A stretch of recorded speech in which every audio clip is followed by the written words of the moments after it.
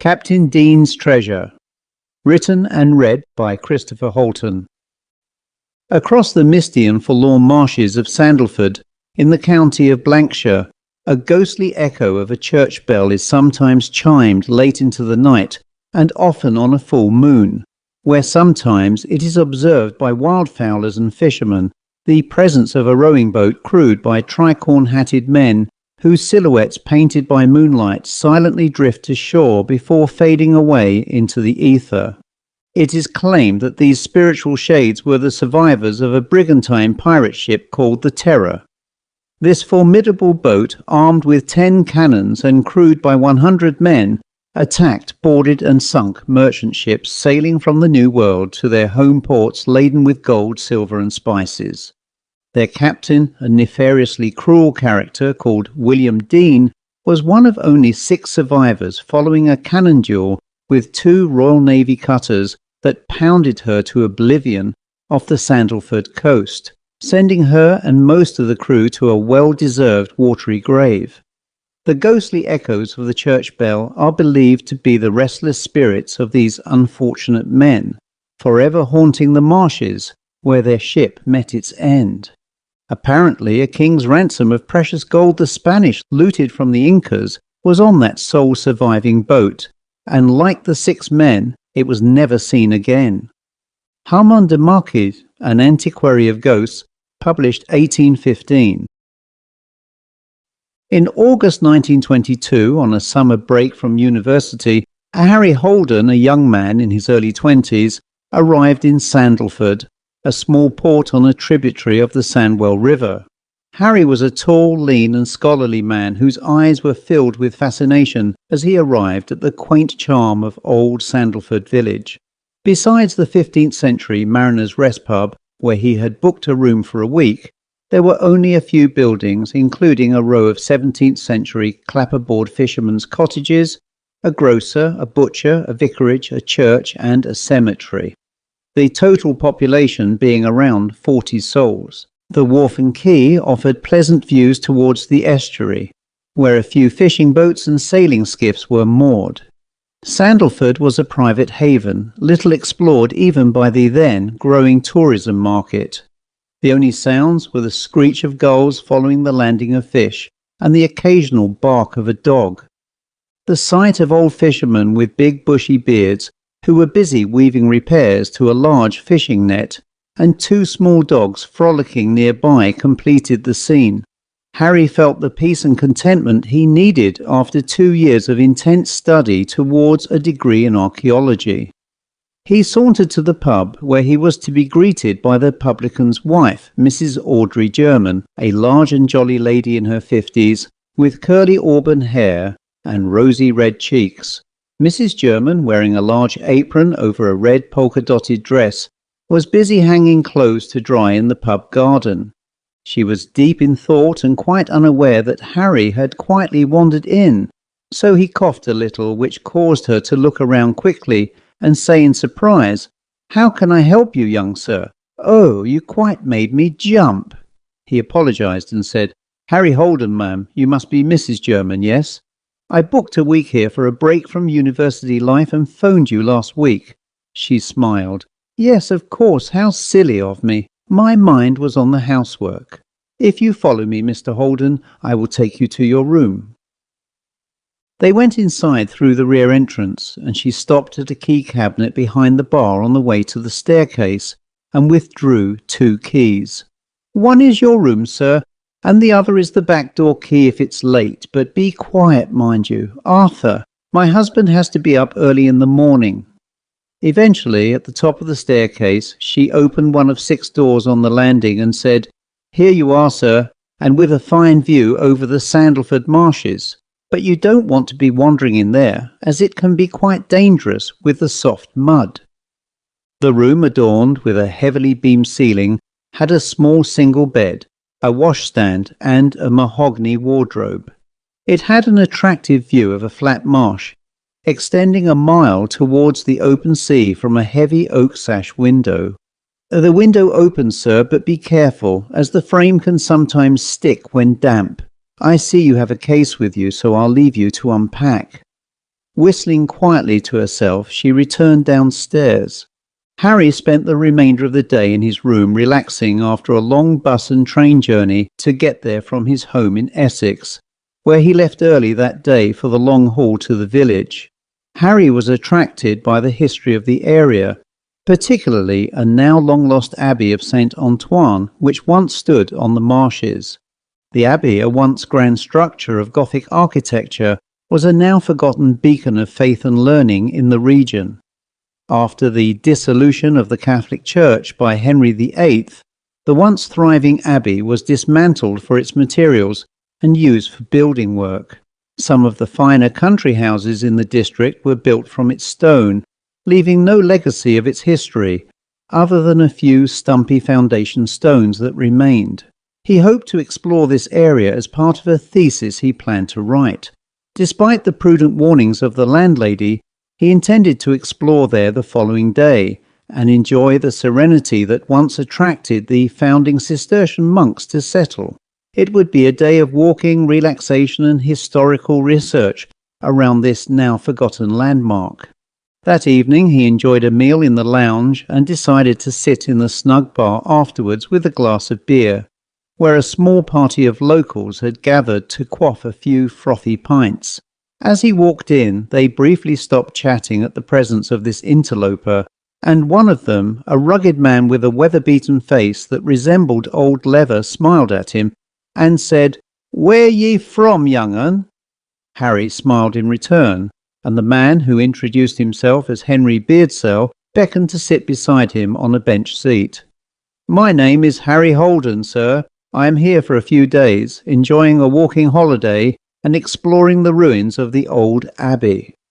Henry, a partly retired fisherman, a grey-bearded old gentleman in his 70s, wearing a heavy dark-coloured cotton drill jacket and trousers, replied with a warning.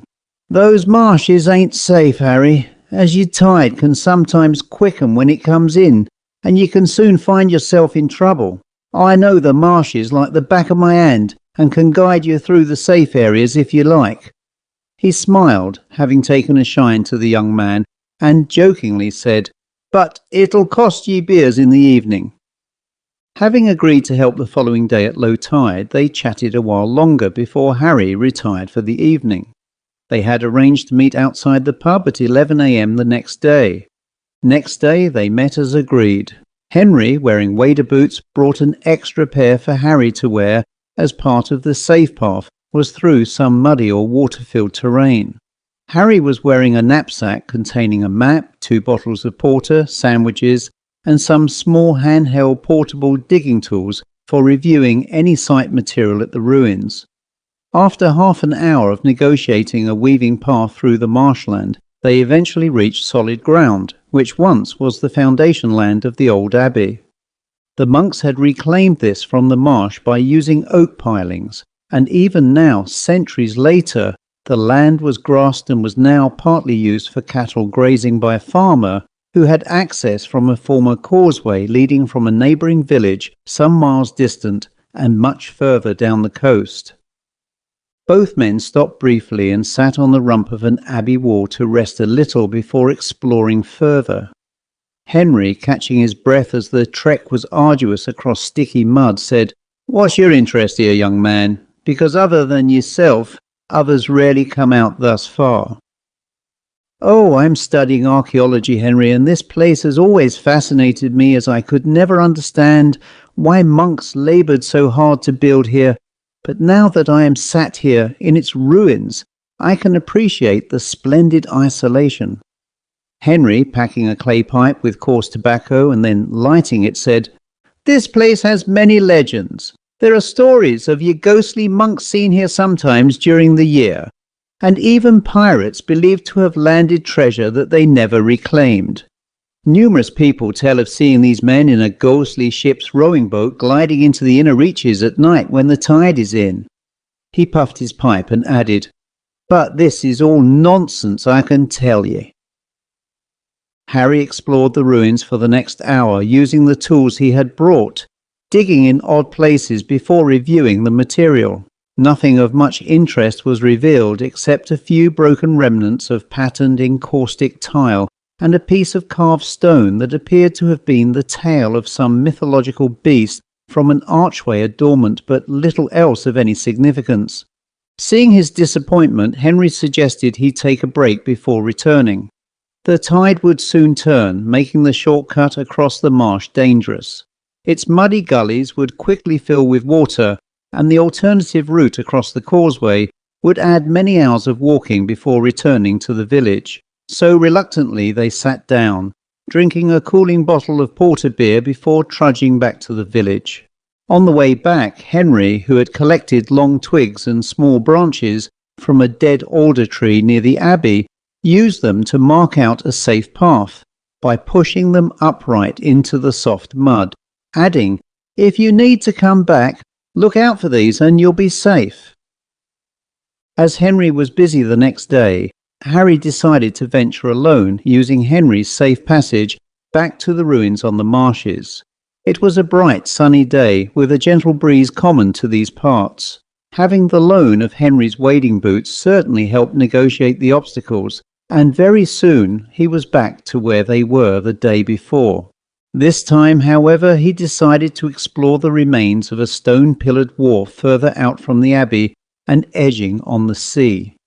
Here, marshy gullies and samphire plants fringing them in tufts of dull greenness gave way to a flat morass of grey oozing mud. The sea by now was at its lowest ebb, and wading birds were picking out from the mud morsels of food and grubs, while others arrived and departed in search of fresh fare from other parts of the reaches. It was a pleasant enough scene. In the far distance, Harry could see skiffs sailing by into the breezy wind, which was much more potent and less protected by the shore. While probing around in the shoreline mud, Harry hit a solid object with his folding spade. He carefully removed mud from the surface, which was soon replaced by water, and then plunged his hand into it, pulling out from it the rusted remains of what appeared to be an old flintlock pistol, which was rusted and without a wooden butt handle, which would have rotted away many years ago. How unusual to find an ancient weapon that post-dated the abbey and surmised the boat or person must have come to grief by the old wharf, as such weapons were invaluable during periods of instability, and whilst no expert on firearms, he reasoned it must have dated to the 17th century and have been dropped by somebody coming into the marsh. He recalled the story Henry shared about the pirates and learned from history lessons at school about a famous battle between a pirate ship and the Royal Navy. Perhaps it was from one of the men who survived and came ashore. Perplexed as he could deduce no conclusive answer to its origins, he put the flintlock washed clean of mud into his knapsack and returned safely to the shore after finding nothing else of interest. Back in his room, he unpacked his knapsack and dried out the flintlock in the late afternoon sun, beaming through the bedroom window. Later in the evening, after his meal in the lounge bar, he retired to his room. Placing the now dried-out rust-encrusted flintlock, he spent the next few hours cleaning and scraping it back to the bare metal. He saw that the weapon was richly engraved with scrolling designs and had the name Captain William Deane cut into the metal. Not knowing who this man was, he spoke to Mrs. German and her husband the next day, who were busy moving kegs of beer from a recent delivery into the cellar. They advised him to talk to the local vicar, the Reverend Smith, at the parish house next to St. Mary Church, a fine old 12th century building with a tall bell tower, used apparently as a landmark for mariners coming into the village from the sea. The vicar was a local historian with many years of research in the area and may be able to identify this name for him. When he arrived, he found the vicar weeding and hoeing in the garden. Looking at Harry, he stopped, placed down the hoe, and after wiping sweat from his hands on an apron, he smiled and shook his hand after formally greeting each other. The vicar, an educated man in his 60s, wore a clerical shirt and collar of the Anglican faith beneath the apron and looked very red in the face through his labouring in the sun. He wore a straw boater hat over a thin thatch of hair and a round-lensed pair of glasses, with a neatly trimmed moustache beneath his bulbous nose. He took him into the much cooler drawing room of the house, and after he sat down on a couch at his invitation, he handed him the pistol from the knapsack. He looked at it keenly, constantly turning it over in his hands and looking closely at the detailing and name. He mumbled quietly. I think you have something exciting. Yes, very interesting indeed. He excitedly and agitatedly continued. This weapon was the personal flintlock of William Deane, the pirate captain of the Terror, which sank after a sea battle with the Royal Navy in 1690. Most of the crew were killed or taken prisoner, but Deane and a few men were able to escape as it was dark by the time the Terror sank on fire off the coast of this village. Deane and these men were believed to have made it to shore, but until now nobody could confirm that. And here is his flintlock, which would have been one of a pair. At this moment his housekeeper came into the room and served them both a glass of homemade lemonade with ice, which Harry sipped while listening to the vicar, who himself gulped a mouthful and thanked his housekeeper. The lady, Mrs. Fitzsimmons, left them in the room, and he continued. Where was I? Oh yes, Captain Deane. Well, Deane was a native of this village and was returning to replenish supplies before the Navy engaged them. The village relied on Deane's patronage and kept quiet about these visits, but one local turned against him and told the customs men, and they arranged a trap set by the Navy.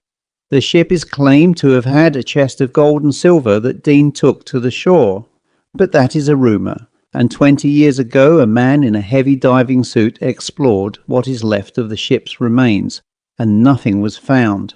It may well be that the treasure was taken to shore, and this flintlock circumstantially suggests that this is true. He paused. But if so, what happened to it? And there the question hung. Deane was a sufficiently well-known villain in these parts, and outside of the village he would not have had many friends, especially as the vicar told me that the Admiralty offered a substantial reward that existed for many years after his disappearance, and yet nobody tried to claim it. Harry then touched on the marshes being haunted by the legend of Deane and his men, and he informed him that locals often repeat the story of his boat entering the marsh at night. But he has not met anyone who has seen this phenomenon. In any case, these are just stories, and as a man of God he finds the story to be nonsense, as there is only one ghost, the Holy Ghost. All others are demons. On that note, Harry left the vicar after donating the flintlock to his small collection of locally collected artifacts and returned to the pub.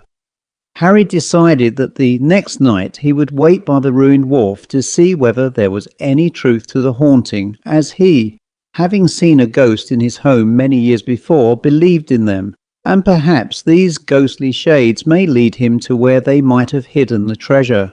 This was becoming quite an exciting adventure, although the thought of encountering spiritual presences on the marshes late at night filled him with some trepidation and fear. But now he wanted to see where it would lead. Having again spoken with his friend Henry, he loaned him the use of a reflector-type battery lantern which he borrowed from his fishing smack, the Renown, on the pretext of wandering safely around the village at night. Harry was able to buy spare batteries at the grocer's shop. After checking the tide table, Harry set off at low tide at 8 p.m, while it was still light, to get to the Abbey wharf before 9 p.m. when it turned to dusk. He found the convenience of a low stone wall a few yards from the wharf, which sheltered him from a gathering breeze. It was a warm evening, but he wrapped up as well as he could in case the weather changed. For 3 hours or so, save for the sound of the occasional bird, it was very quiet and, frankly, for him, very dull. His eyes adjusted well to the night as it was a full moon, and he had a reasonable view of the wharf. At 12:30 a.m. he heard what sounded like the voices of men out to sea and in the far distance. The voices gradually grew louder as a long clinker-built rowing boat appeared into his view. As the boat drew into the shore, one of the men jumped out at the front and pulled a rope to one of the stone wharf pillars, where he tied it before whistling to the others, who all jumped out into the shallow water. yet their thigh boots made no sound. He could also see they wore dark tricorn hats, with one wearing a cape over his shoulders. Two of the men, with assistance from the others, carried a heavy wooden chest bound with metal straps from within the boat, which looked like an early safe with large metal studs. Harry could see a primitive-looking hand-forged padlock protecting a longer metal hasp that extended over and down its front. His heart pulsed wildly, and he thought that these quite fleshy-looking men could be the ghostly survivors of the Terror. Their clothing, of course, confirmed this. The figure in the cape pointed towards the abbey ruins, and the remaining crew members carried pickaxes in front of the heavy chest as they struggled to where the cape figure directed them. Yet there was still no sound as they passed him to a spot 40 feet away, where they stopped and started hacking silently into the rubble-filled earth. Harry crept closer, still hidden from view, and saw that they had dug a large hole big enough to conceal the chest, leaving at least 2 feet of soil to cover it completely, which was finished in minutes. They then tampered down the mound on top with their feet and spread the excess out evenly across the ground. Once completed, they disguised the dig area with a mound of rubble and then walked further inland where their bodies faded into the ether. And that was that. Harry then turned on his torch and walked over to the dig area, now with modern-day flattened rubble coated with weeds and grass. Using a stick he found, he forced it into the ground and left, trembling with every step for fear that an invisible presence would attack and silence him. But nothing happened, and so he returned to the pub and quietly let himself into the building and back to his room, where he fell asleep exhausted. The very next morning, Harry saw Henry sitting by the quay, chatting with another fisherman. Feeling quite elated, Harry greeted Henry with a warm good morning and asked if they could speak privately. Turning to his colleague, an old salt, Henry introduced him, saying, "This is my young friend Harry. He is here on holiday from university. I'll be back in a moment." The other man smiled, and Harry led Henry away, saying, "I think I have found the treasure." Henry laughed and replied, "Are ye joking with me, young man?" Looking solemn, Harry said emphatically, "I saw the boatmen, pirates, and followed them to where the treasure must be buried." Henry, appearing sceptical, responded, "It's too early for you to be drinking, so I guess you might be telling the truth." Harry recounted the details of the previous night's events while Henry listened attentively. Once Harry finished, Henry suggested that they must go there and dig to find out.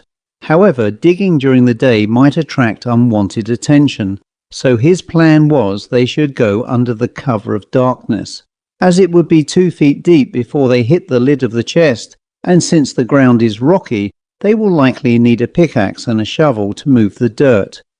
Both then agreed to leave at 1 a.m, as the tide will be at its lowest, and hopefully they might strike pirate gold if it's still there. He shook Harry's hand and told him to wait for him at the quay at the agreed time. He also cautioned Harry not to tell anyone, as it was essential to keep their plan secret. Otherwise, others might reach the treasure before them. As he walked away, Henry stopped, turned to look at Harry, raised a finger to his lips to reinforce his silence, and continued walking. Harry returned to his room, trying to process everything he had seen, felt, and experienced. He savoured the possibility of recovering a stolen treasure hoard, not just for its monetary value, but also for the historical significance these items might hold for historians. More importantly, the influx of tourism such a discovery could bring to the village. As a budding archaeologist, this opportunity may aid his intended future in archaeology. In his youthful naivety, he could only envision the positive outcomes, not the greed or duplicity that often accompanies human nature. He felt comfortable with old Henry, a decent and reliable man nearing his life's end. Henry would undoubtedly want to leave this discovery as his legacy for future generations. Let's be honest, he reasoned, how many pirate treasure troves have ever been recovered? These were sobering thoughts, but for now they were best left aside until after they had discreetly investigated the site. He later bought 2 bottles of porter for the hard work ahead and made arrangements with the pub for sandwiches instead of a full evening meal, bringing them back to his room to be packed. He didn't want anyone to know that his snacks and beer were intended for the early hours, and after he had finished exhaustively digging at the site. Finally the hour came and Harry and Henry met at the quay. Having adjusted their eyes to the waning moon, they made their way across the marsh. This time they could see a mist rolling in from the sea, and by the time they arrived the site was covered in thick pea-soup fog. Luckily for Harry, Henry knew the area so intimately that he would indeed be lost and disorientated without his guidance. Having arrived at the spot, the younger Harry started digging into the stony ground with the pick, and before long he had cleared at least a depth of 2 feet, while Henry shovelled the dirt and debris to one side. Suddenly the pick struck something metallic within the hole, and both men smiled excitedly under the light from Henry's tilly lamp. "This is it!" exclaimed Harry, and Henry, now excited, said, "Carry on, lad, I think we have found our reward." Presently the pick hauled up the remains of some metal strapwork, and both men on their hands and knees scooped out dirt covering an appearing void. Once the hole was sufficiently cleared, Harry plunged his hand inside and pulled out a crude golden ingot. Holding it up to the light, he exclaimed, "Henry, look, this is it. We have finally found it. The lost treasure is here." Both men's faces beamed delight at the find, and out of the void came more ingots, cut-up gold and silver jewellery, and many Spanish gold doubloons. Before long they had removed all the pieces of gold and silver, which formed a vast bounty of glittering wealth piled up beside them. In their excitement, both men did not notice the appearance of 6 ragged men standing beside them. Their faces, half rotted in appearance, scowled down in contempt at the 2 diggers, and a foul smell of rotting flesh caused them to look up. The horror of what they saw made them recoil and scream at this manifestation of evil, which stared intensely with glowing red eyes that were devoid of eyelids but full of seething hate. Their lamps suddenly dimmed into darkness, and their piercing screams at this revulsion echoed across the marshes as the men finally withdrew their swords from the scabbards to deal with them. The next day, a farmer driving his cattle onto the abbey grounds saw the horrific sight of 2 men lying dead and contorted on their backs with a striking look of terror in their eyes. Both had multiple stab wounds, which the coroner later declared to be the work of a sabre and sword. And stranger still, each man had a golden old Spanish doubloon in their mouth. Yet despite the presence of a pick and spade, the ground was undisturbed, and the lamp was empty of fuel. Their belongings, too, were untouched, and their deaths baffled police for years to come, with no evidence found to identify their killers. The crime, however, ultimately had a positive outcome. Tourism flourished, leading to the construction of many new villas, which attracted newcomers drawn by the area's rich history, natural beauty, and the weirdest murders of the decade. The wharf is now a bustling port with weekend sailors and boat owners, and in a sense the village did discover its treasure thanks to the legend of Captain William Deane and his men from the Terror. It is said that the marshes are haunted by ethereal screams of terror, with wildfowlers and fishermen terrified by the luminosity of a light guiding 2 ghostly shades across the marsh. Despite many risking their lives and sanity searching frantically for lost treasure, nobody as yet has been able to find it. The end.